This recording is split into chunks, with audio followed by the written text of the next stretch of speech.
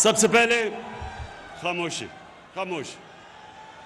अहम बातें करनी है आप सबसे, जरा आराम से आराम से आराम से। मुझे अंदाज़ा है आपके जोश और जुनून का, लेकिन थोड़ी सी खामोशी ताकि मेरी आप बातें सुने। अली जैदी, सबसे पहले आपको और आपकी टीम को, जो अभी आपने सिंध का दौरा किया, मैं आपको खराज तहसीन पेश करता हूं। हमें सबको दौरे हो गई, सारे पाकिस्तान में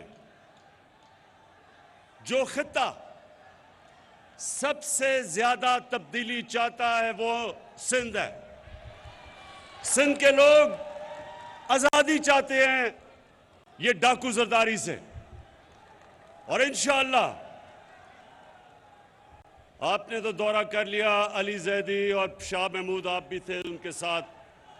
अब अगले बारी मैं आ रहा हूं अंदरूनी सिंध का दौरा करने के लिए आपके साथ। मेरी अब मिशन है कि जो जुल्म सिंध के लोगों से हो रहा है, ये जो 14 साल जरदारी माफिया ने सिंध के साथ किया है, मैं सिंध, अंदरूनी सिंध के लोगों को खास तौर पे आज पैगाम देना चाहता हूं कि आजादी का वक्त इंशाल्लाह आ गया है। उसके बाद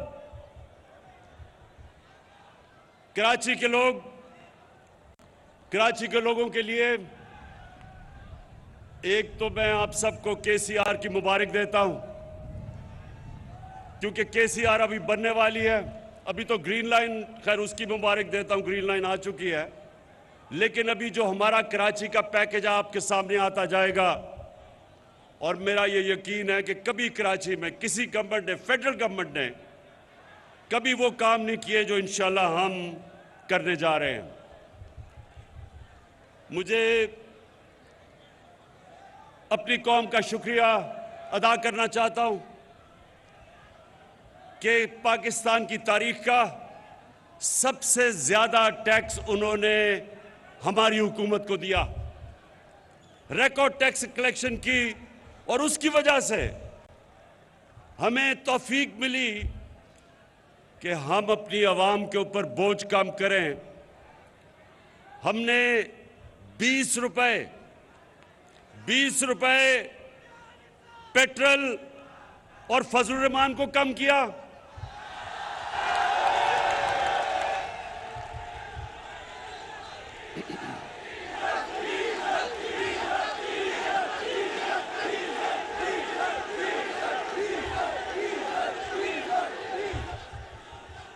डीजल सस्ता किया, 5 रुपए यूनिट बिजली सस्ती की, जब दुनिया में दोनों की कीमतें ऊपर जा रही हैं।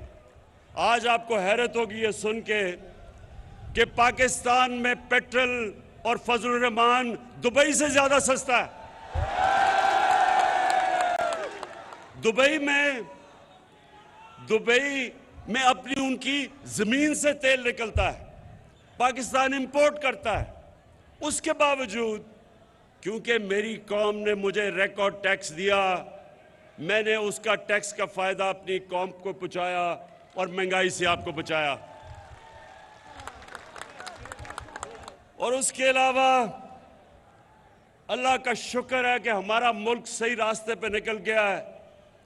जब तक एक मुल्क की एक्सपोर्ट्स नहीं बढ़ती, मुल्क की दौलत में इजाफा नहीं होता, तो पाकिस्तान की तारीख में सबसे ज्यादा एक्सपोर्ट्स, सबसे ज्यादा टैक्स कलेक्शन, सबसे ज्यादा रेमिटेंसेस और 4 फसलों की सबसे ज्यादा पैदावार हमारे दौर में पिछले साल हुआ।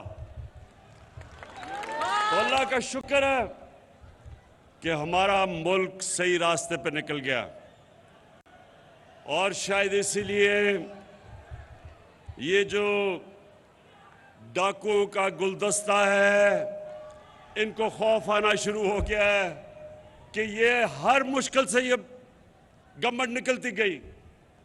पहले दिवालिया वाली हुकूमत मिली, बैंकरप्ट, उससे मुल्क को बचा लिया। फिर सदी में एक दफा इतना बड़ा बुरान आता है जो कोरोना वायरस का आया, अल्लाह ने उसे हमें निकाल दिया। उसके बाद अफगानिस्तान का मसला आया, उसकी वजह से या डॉलर के ऊपर प्रेशर पड़ा क्योंकि डॉलर उधर जाना शुरू हो गया अफगानिस्तान की फिजा की वजह से, कि एक खौफ था लोगों को कि हालात क्या बिगड़ेंगे। डॉलर लिए लोगों ने, तो यहाँ प्रेशर पड़ा हमारे पे, उससे अल्लाह ने हमें बचाया। फिर अब यूक्रेन, इसकी वजह से और ज्यादा गंदम ऊपर, तेल ऊपर, कोयला ऊपर, गैस ऊपर। लेकिन अल्लाह का करम है कि मैंने अपनी कौम को इन सारी चीजों से बचाया है।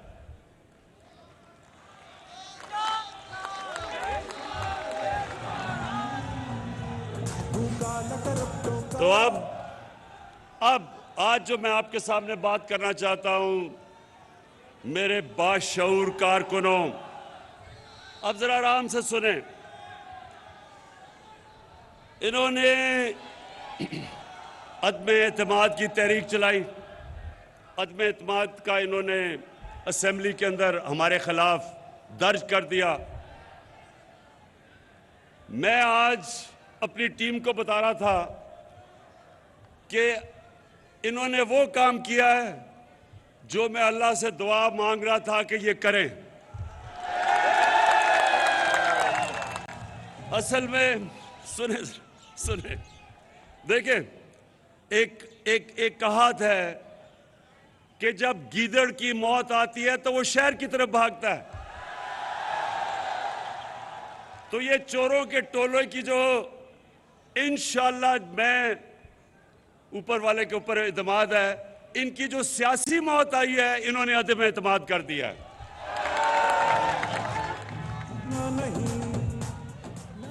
मेरे एक मिनट, कराची के सुनो तो सही, सुनो।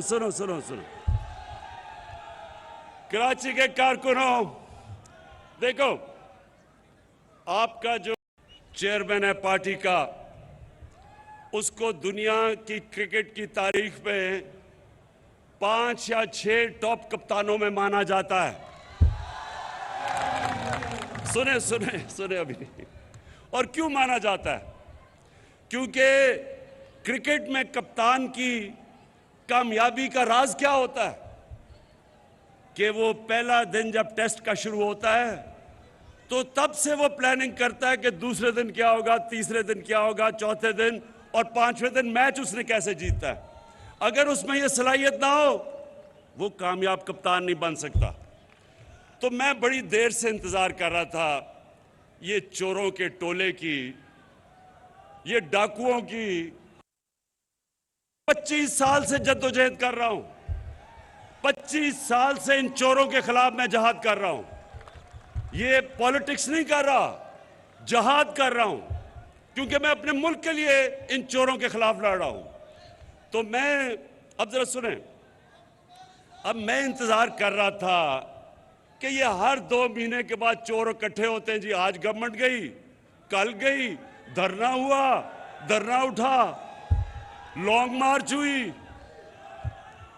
तो मैं ये 3.5 साल से मुल्क को संभाल रहा था। जो चोरी और दिवालिया निकाल के अरबों डॉलर चोरी करके ये मुल्क का बाहर लेके गए, तो हम उस मुल्क को संभाल रहे थे। लेकिन हर 2 महीने के बाद जी, अब गवर्नमेंट गई, कल गई। तो मैं सोच रहा था कि अल्लाह, ये किसी तरह ना इनकी गर्दन मेरे हाथ में किसी तरह आ जाए। तो अब अल्लाह सुने तो सही।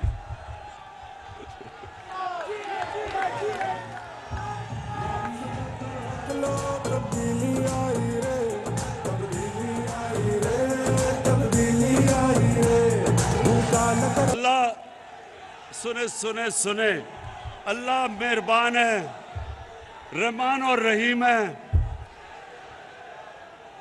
एक इंसान जो अल्लाह से मांगता है अपनी कौम के लिए, उसकी ज्यादा दुआएं सुनता है।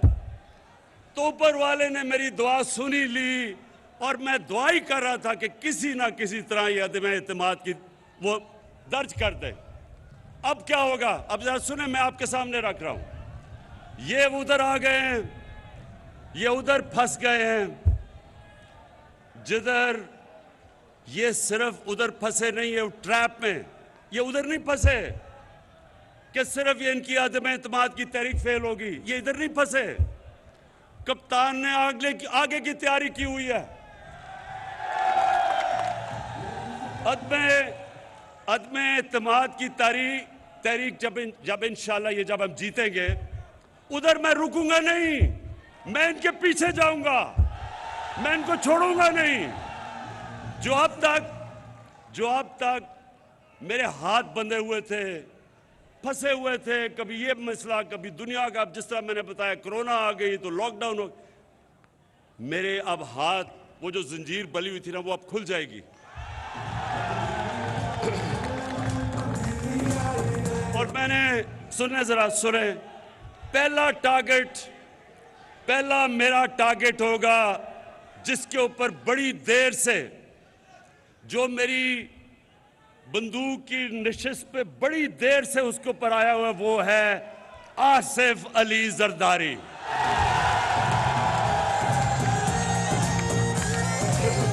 ये आदमी, ये जालिम आदमी जो पुलिस को इस्तेमाल करता है, लोगों को मरवाता है, गुंडों को इस्तेमाल करता है, जुल्म करता है, चोरी करता है।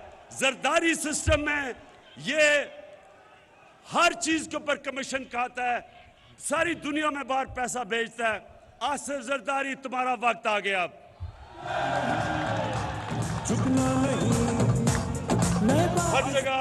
हर जगह ये पीछे फिरता है, पैसे के टोकरे लेके। 20-20 करोड़ की इसने रकम हमारे लोगों को खरीदने के लिए रखी हुई है। मुझे एक आदमी ने, मेरे मेहमान ने कल आके बताया, जी मुझे उन्होंने 20 करोड़ रुपया ऑफर किया। मैंने कहा ले लेता, पकड़ लो पैसे, हराम का पैसा पकड़ लो, और उसके बाद कोई पनाहगाह खोल देना, कोई लंगर खोल देना, कोई यतीम खाना खोल देना, सवाब मिलेगा तुम्हें। लेकिन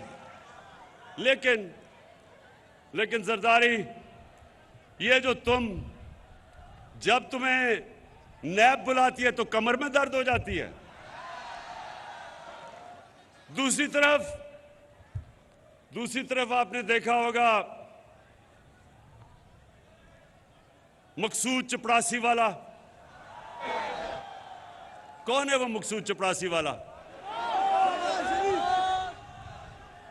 मकसूद चपरासी वाला शोबाज, जूते पॉलिश करने वाला, बूट पॉलिश करने वाला, वो इसके साथ मिल गया है, क्योंकि उसको पता चल गया है कि वक्त आ गया है। अब वो जो खींचता गया है, जी मेरी हर रोज जब केस हो, मुझे कभी कोरोना हो जाता है, कभी उसका वकील नहीं आता, कभी कमर में दर्द हो जाती है। लेकिन मकसूद चपरासी वाला, तुम्हारा टाइम भी आ गया है। तुम्हें पता है कि अगले 3 महीने के बाद तुम पूरी तरह जेल में डालोगे, और जो तुमने अरबों रुपया इस मुल्क के बाहर, अपने बेटे को बाहर बैठाया हुआ है, अपने दामाद को बाहर बैठाया हुआ है, फिक्र ना करो, उनको से पैसा हम वापस लाके बिजली की कीमत और कम करेंगे।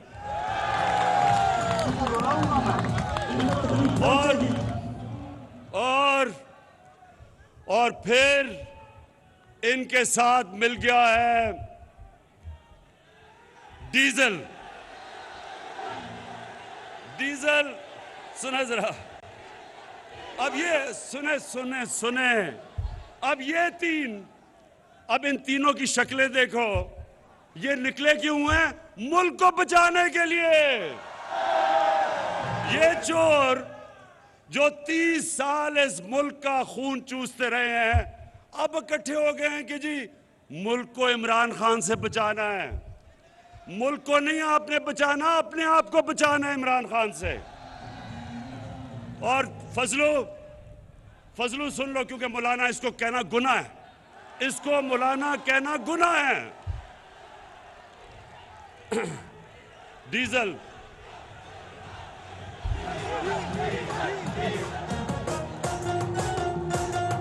मैं देखे इज्जत जिल्लत ऊपर वाला देता है। अब देखें एक दीनी आदमी, जो कभी भी दीनी आदमी को तो अल्लाह की वो बातें करता है, अल्लाह को तो उसको इज्जत देनी चाहिए। इसका नाम लो तो लोग डीजल डीजल की आवाजें लगा देते हैं। शर्म की बात है। फजलू, मिस्टर डीजल, तुम भी तैयार हो जाओ। इसने कहा जब इसको नैब ने बुलाया, इसके पास अरबों रुपए के असासे हैं, पता नहीं किधर से आए, क्योंकि काम तो ये कोई करता ही नहीं है। तो जब नैब ने इसको बुलाया तो कहता मैं 2000 लोग लेके चला जाऊंगा। नैब को डरा दिया इसने। फजलू तैयार हो जाओ, ये जब फेल होगी, ये जब आपकी फेल होगी और इंशाल्लाह होगी, तो उसके बाद अगर 2000 लोग तुम नैब के बाहर लेके आओगे, 1 लाख लोग मैं लेके आऊंगा।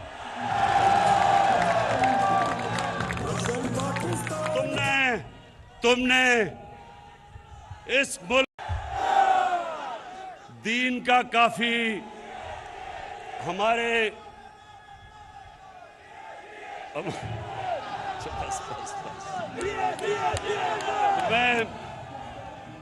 मैं अभी सुने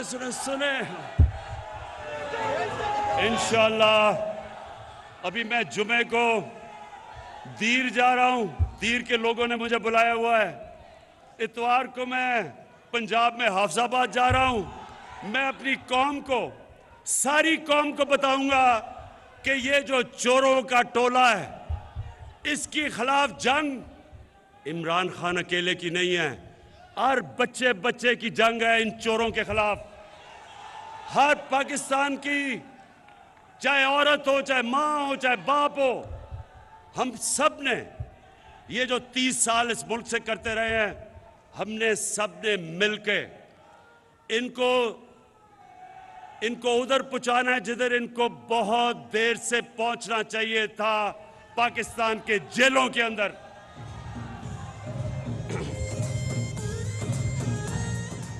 और आसिफ जरदारी, और खुदा का वास्ता है, ये अपने बेटे को खुदा के वास्ते उर्दू तो सिखा दो। 15 साल हो गए हैं, बारिश आता है 15 साल के बाद, चीनी उगता है। खुदा का वास्ता है, मैंने अंग्रेजों को 2 साल में उर्दू सीखते देखा है। 15 साल हो गए हैं, कभी इसे यही नहीं पता कि लड़की आता है या आती है, इसे ये भी नहीं पता अभी तक। और ये टोला, ये चोरों का टोला मुल्क को बचाने के लिए निकला है।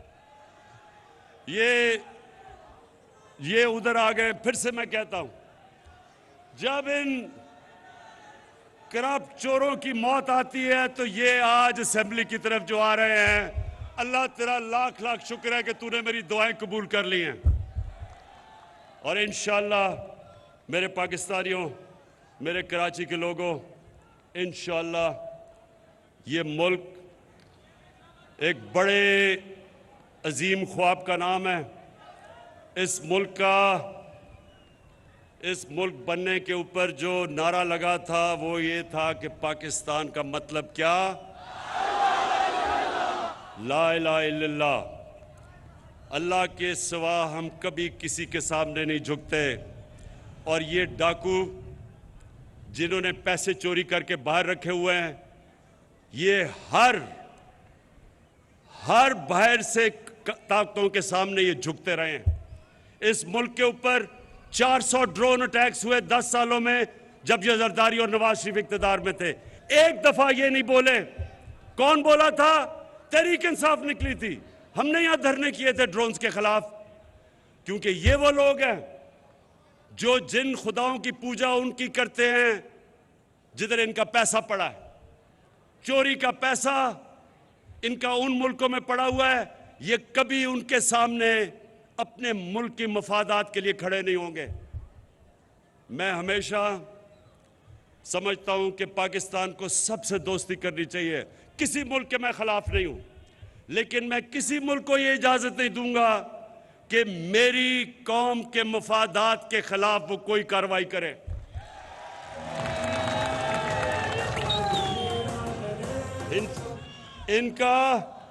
इनका जिनका पैसा बाहर पड़ा है, ये आज बड़ा बोल रहे हैं जी, ओहो इमरान खान ने यूरोपियन यूनियन के ऊपर कुछ कह दिया। मैंने कुछ नहीं कहा, मैंने सिर्फ उनको याद कराया है कि जब हमने आपके साथ आपकी जंग में शिरकत की थी, हमारे 80,000 लोगों ने कुर्बानियां दी थी।